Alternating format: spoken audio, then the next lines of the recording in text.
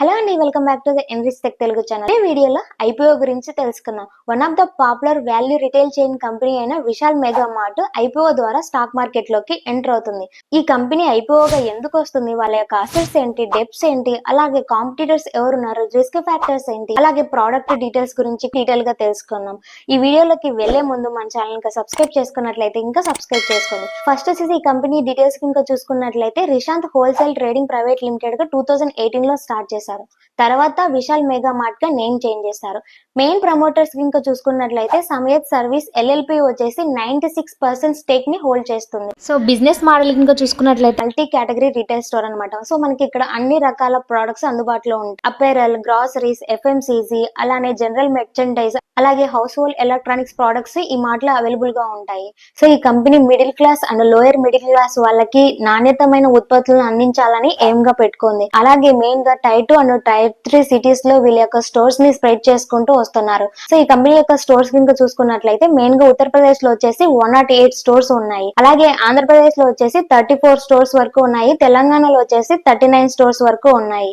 India wide గా total stores ఇంకా చూసుకున్నట్లయితే 2022 లో 500+ స్టోర్స్ ఉన్నాయి. 2023 లో 550+ స్టోర్స్ ఉన్నాయి. 2024 లో 626 స్టోర్స్ ఉన్నాయి. సో వాళ్ళ యొక్క స్టోర్స్ ని ఇంక్రీజ్ చేసుకుంటూ వస్తున్నారు అనమాట. మరి ఈ కంపెనీ ఐపీఓగా ఎందుకు వస్తుంది? ప్రమోటర్ మానిటైజేషన్ కోసం సమయత్ సర్వీసెస్ ఎల్ఎల్పి తమ యొక్క వాటాని, తమ యొక్క స్టేక్ ని క్యాష్ లోకి కన్వర్ట్ చేసుకోవాలనుకుంటుంది. అలాగే సెబీ రూల్స్ ప్రకారం మార్కెట్ లో లిస్ట్ అయ్యే ప్రతి ఒక్క కంపెనీ కంపల్సరీగా మినిమం పబ్లిక్ హోల్డింగ్ వచ్చేసి 25% ఉండాలి. సో ఈ ఐపీఓ ద్వారా ఈ రూల్ ని ఫుల్ఫిల్ చేయబోతుంది. అలాగే బ్రాండ్ అండ్ క్రెడిటబిలిటీ కోసం స్టాక్ ఎక్స్చేంజ్ లో లిస్ట్ అవడం ద్వారా కంపెనీ యొక్క బ్రాండ్ అనేది స్ట్రాంగ్ అవుతుంది. అంటే న్యూ ఇన్వెస్టర్స్ ని ఈజీగా అట్రాక్ట్ చేయొచ్చు అనే ఉద్దేశంతో ఐపీఓగా ముందుకు వస్తుంది. ఈ ఐపీఓ కి డీటెయిల్స్ కనుక చూసుకున్నట్లయితే ఐపీఓ టైప్ వచ్చేసి ఆఫర్ ఫర్ సేల్. కొత్తగా మనకి ఎటువంటి న్యూ షేర్స్ ని ఇష్యూ చేయట్లేదు. మెయిన్ ప్రమోటర్ అయిన సమయత్ సర్వీసెస్ ఎల్ఎల్పి తన యొక్క షేర్స్ ని సేల్ చేస్తుంది. ఆఫర్ ఫర్ సేల్ ద్వారా వచ్చిన ఫండ్స్ ని కంపెనీ యొక్క డెప్ ని కవర్ చేయడం కోసం కానీ, లేకపోతే కంపెనీని ఎక్స్పాండ్ చేయడం కోసం కానీ యూజ్ చేయరు. టోటల్ ఫండ్స్ వచ్చేసి సమయత్ సర్వీసెస్ ఎల్ఎల్పి కి వెళ్ళిపోతాయి అనమాట.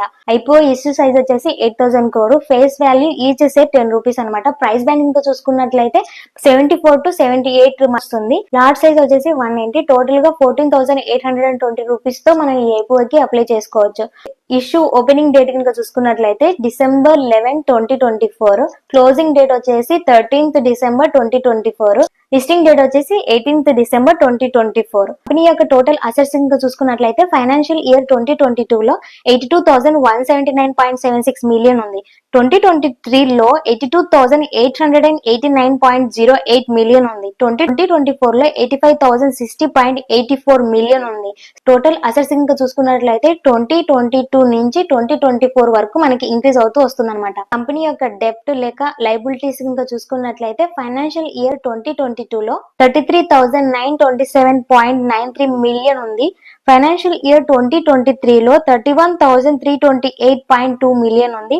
అలానే ఫైనాన్షియల్ ఇయర్ 2024 లో 28,842.42 మిలియన్ ఉంది. ఫైనాన్షియల్ ఇయర్ 2022 నుంచి 2024 వరకు ఇంకా చూసుకున్నట్లయితే డెప్ట్ అనేది డిక్రీజ్ అవుతూ వస్తుంది అనమాట. 33,927 నుంచి 28,842 మిలియన్ వరకు డిక్రీజ్ అయింది అనమాట. కంపెనీ యొక్క అసెట్స్ ఇంక్రీజ్ అవుతూ డెప్ట్ డిక్రీజ్ అవుతున్నాయంటే కనుక కంపెనీ మంచిగా పర్ఫార్మెన్స్ చేస్తుందని అర్థం చేసుకోవచ్చు. అలాగే కంపెనీ యొక్క ప్రాఫిట్ ఆఫ్టర్ ట్యాక్స్ ఇంకా చూసుకున్నట్లయితే ఫైనాన్షియల్ ఇయర్ 2022 లో 2,027.70 మిలియన్ వచ్చింది. అలాగే ఫైనాన్షియల్ ఇయర్ 2023 లో 3,212.73 మిలియన్ ఉంది. అలాగే ఫైనాన్షియల్ ఇయర్ 2024 లో 4,619.35 మిలియన్ ఉంది. సో మనం ఇక్కడ ప్రాఫిట్ ఆఫ్టర్ ట్యాక్స్ ఇంకా చూసుకున్నట్లయితే ఇయర్ ఆన్ ఇయర్ స్టడీగా ఇంక్రీజ్ అవుతుంది. కంపెనీ యొక్క ఎబిటా ఇంకా చూసుకున్నట్లయితే ఫైనాన్షియల్ ఇయర్ 2022 లో 8,036.85 మిలియన్ ఉంది. అలాగే ఫైనాన్షియల్ ఇయర్ 2023 లో 10,205.25 మిలియన్ ఉంది. అలాగే ఫైనాన్షియల్ ఇయర్ 2024 లో చూసుకున్నట్లయితే 12,486.01 మిలియన్ ఉంది.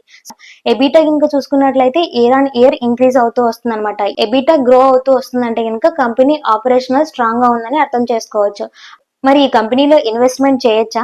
చేయాలి అంటే ఎందుకు చేయాలి? ఈ కంపెనీ యొక్క పాజిటివిటీస్ ఇంకా చూసుకున్నట్లయితే ఫస్ట్ వచ్చేసి కంపెనీ యొక్క నెట్వర్క్ స్టోర్ గ్రోత్ ఇంకా చూసుకున్నట్లయితే ఫైనాన్షియల్ ఇయర్ 2022 నుంచి 2024 వరకు ఇంకా చూసుకున్నట్లయితే 500 స్టోర్స్ నుంచి 626 స్టోర్స్ వరకు ఈ యొక్క స్టోర్స్ ని ఎక్స్పాన్షన్ చేసుకుంటూ వస్తుంది అనమాట.